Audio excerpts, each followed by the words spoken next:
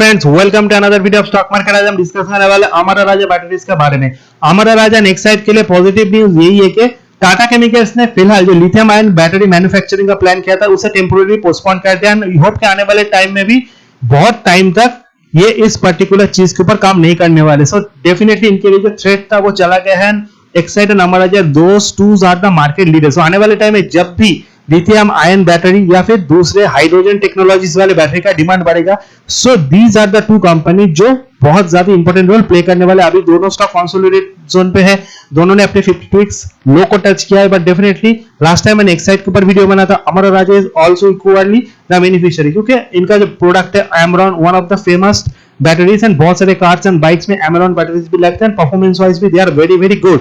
Home inverter में भी इनका अच्छा खासा रीच है। सो डेफिनेटली 500 के नीचे मुझे ये स्टॉक अच्छा लगता है। अगर आपका हॉराइजन 4-5 साल के, आप इस स्टॉक को बाई कर सकते हो। यहाँ से डबल रिटर्न आपको डेफिनेटली मिलेगा जिस रेंज पे अभी है। सो आने वाले टाइम में इन सारे कंपनी से हमें अच्छा खासा रिटर्न मिलेगा। बट डेफिनेटली अगर आप अमरा राजा एक्साइड के साथ जाना चाहते हो, आपके लिए एक लॉन्ग टर्म हॉराइजन ना बहुत जरूरी है, क्योंकि अगर शॉर्ट टर्म के लिए आप जाते हो आप ट्रैप हो सकते हो, मार्केट करेक्शन भी गिर सकते हैं। सो डेफिनेटली लॉन्ग टर्म के लिए these two stocks are very good. Price earning 16 का है, बहुत ही अच्छा है।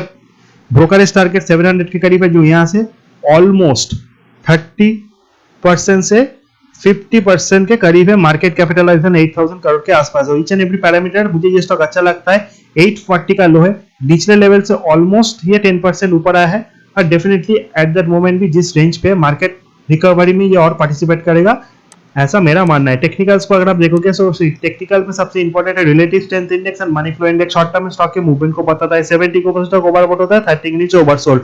आरएसआई में 52, एमएफआई में 53, बहुत टाइम से एक ही रेंज पे कंसोलिडेट करता है। सो डेफिनेटली आरएसआई एमएफआई में ये ओवरसोल्ड एंड ओवरबॉट जोन के बीच में किसी भी तरफ का डायरेक्शन दे सकता है। नीचे 450 करीब है, वहां से आपको बाई करना है। ऊपरी लेवल पे अगर 500 क्रॉस करे तो आप इस टेक्निकल चार्ट में एक अच्छा खासा ब्रेकआउट मिलेगा एंड ये स्टॉक भागेगा। आई am saying that recent time पे ये कंसोलिडेट करेगा 450 से 500 के जोन पे। अगर आप इस स्टॉक का 100 से 200 सिंपल एक्सप्रेशन मूविंग एवरेज देखें, एंड ये सारे सिंपल एक्सप्रेशन मूविंग एवरेज के नीचे, क्योंकि जो एक्सप्रेशन मूविंग एवरेज है 100 डे का 515 है, 200 है 575, 100 day simple and expression moving average उसी रेंज पे। सो डेफिनेटली 500 और 580 is a very big zone for this particular stock. ये 500 के क्रॉस भी करते तब तक 580 को क्रॉस नहीं करता, फ्रेश मोमेंटम इसमें नहीं आएगा। सो उससे बेहतर है आप 450 में इसको बाई कीजिए, एंड डेफिनेटली अच्छा खासा मोमेंटम आपको स्टॉक से मिलेगा। बट थोड़ा स्लो मूव करेगा, बट डेफिनेटली जब भागेगा तो डेफिनेटली ये पीछे मुड़ के नहीं देखेगा। सो बॉटम पे बाई करना रिस्क टू रिवॉर्ड से हिसाब से फायदेमंद रहता है। I am not saying that आज ही का आज आपको बाई करना, आपका रडार पे रखिए। करेक्शन में 450 के नीचे है तभी आपको स्टॉक को लेना है। देयर आर मेनी स्टॉक जो करेक्शन में मुझे अच्छे लगेंगे, एंड इसके लिए जो पोटेंशियल थ्रेट था वो थ्रेट तो एट दैट मोमेंट नहीं है जो इनको टाटा केमिकल से मिलने वाला था। एंड डेफिनेटली अगर आप इस स्टॉक का हाई लो देखोगे, सो 438 इसका 3 मंथ लो है, 1 मंथ 461 है, 1 वीक लो 461 है, एंड हाई का जो रेंज है वो लास्ट 1 मंथ से इससे 500 को नहीं तोड़ा, बट 3 मंथ हाई 569 है। So definitely 200 expression moving average जो इसका मेन हर्डल है, 500 क्रॉस करने में आई डोंट थिंक सो बहुत प्रॉब्लम आएगा, बट 500 क्रॉस करने के बाद 580 तक तो ये डेफिनेटली भागेगा। अगर हम स्टॉक के और इंपॉर्टेंट पैरामीटर्स को देखें, वो है फंडामेंटल्स।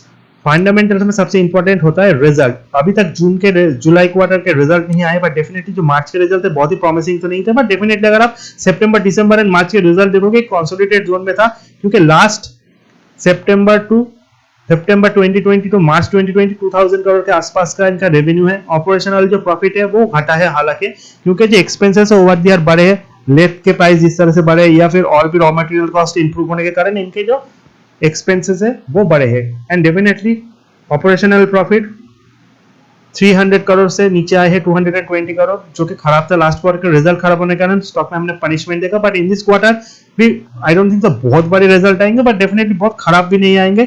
रेवेन्यू अगर अच्छा आता है, एक्सपेंसेस अगर ये घटाते तो प्रॉफिट थोड़ा बढ़ेगा, या फिर अगर 200 करोड़ के ऊपर का प्रॉफिट भी आता है तो आई डोंट थिंक ये बहुत नीचे आएगा।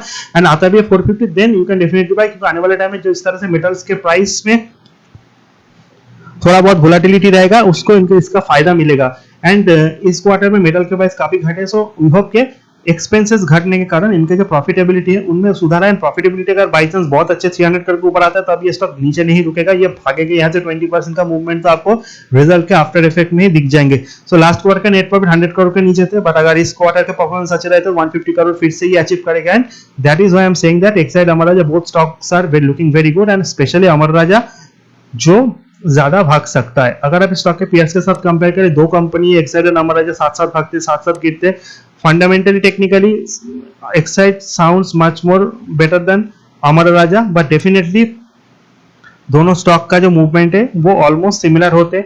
So definitely auto ancillary company भी देयर आर मेनी कंपनी, मेरा टॉप पिक है हमेशा बॉश, बट अगर आपको सिर्फ बैटरीज के ऊपर काम करना है, सो in that case Exide Amar राजा ये दो कंपनी है जिनके ऊपर आपको खास फोकस रखना पड़ेगा। एंड एक्साइड एंड अमर राजा के मार्केट कैप में एट दैट मोमेंट तो डिफरेंस ज्यादा है, एक टाइम था दोनों का मार्केट कैप सेम था, बट अमर राजा करेक्शन ज्यादा है इसलिए भागने में ये ज्यादा आगे रहेगा, ऐसा मेरा मानना है। अगर हम इस स्टॉक के शेयर होल्डिंग पैटर्न को सबसे लास्ट में देखें, सो share holding pattern is also very important है। अगर हम अमर राजा के शेयर होल्डिंग पैटर्न को देखें, वहां पे प्रोमोटर्स होल्डिंग जो है 28% है, but public holding 42.78%, FI holding 18%। So retail investor का अच्छा खासा भरोसा है जिसमें बड़े रिटेल निवेशक छोटे रिटेल निवेशक शामिल है। ये दिखाता है कि नीचे आए तो स्टॉक में डेफिनेटली वो और ज्यादा बाइंग करेंगे। एंड एफआई का स्टेक भी 18% है जो खराब नहीं है, डीआई का स्टेक बहुत कम है। So over the year FI stake को बढ़ा 18.10 से 18.31, रिजल्ट अगर अच्छा आते हैं, परफॉर्मेंस सुधार में आता है, सो डेफिनेटली 20% से ज्यादा एफआई का स्टेक होगा, इसमें कोई दो राय नहीं है। क्योंकि ये क्वार्टर इनके लिए बहुत क्रूशियल है, क्योंकि जिस तरह से रॉ मटेरियल कॉस्ट, मेटल के प्राइस या फिर लेद के प्राइस घटे, वो इनके लिए फायदेमंद हो सकते हैं। सो इस चीज को आपको ध्यान पे रखना है, इसीलिए निचले लेवल से स्टॉक में हमने रिकवरी देखा। अगर आने वाले 2-3 दिनों में मार्केट गिरता है, सो आपको स्टॉक का एक्यूमुलेट करना है, रिजल्ट तक होल्ड करना है। रिजल्ट खराब आए तो नीचे थोड़ा एवरेज कीजिए। आई डोंट थिंक ये 450 को each and every aspect break करेगा, क्योंकि इस क्वार्टर का रिजल्ट खराब आने के चांसेस बहुत कम है। 500 को अगर ब्रेक करता है तो थोड़ा प्रॉफिट बुकिंग आप कर सकते हो। लॉन्ग टर्म इन्वेस्टर स्टिक तो अपोज कर स्टॉक को बाय भी कर सकता है। आई डोंट थिंक सो आने वाले टाइम में रिजल्ट इसके खराब आएंगे। सबसे इंपॉर्टेंट पैरामीटर्स यही है अमर राजा का कि ये अपने 52 वीक्स लो के करीब है, एंड 52 वीक्स लो से बहुत ऊपर ट्रेड नहीं कर रहा। This is all about Amar Raja battery, one of my favourite stock in auto ancillary. Video informative अच्छा लगा, चैनल को लाइक सब्सक्राइब करना बिल्कुल मत भूलिए। This video only for educational purpose, ask your favourite investment adviser before buying और selling any stock. Thank you for watching.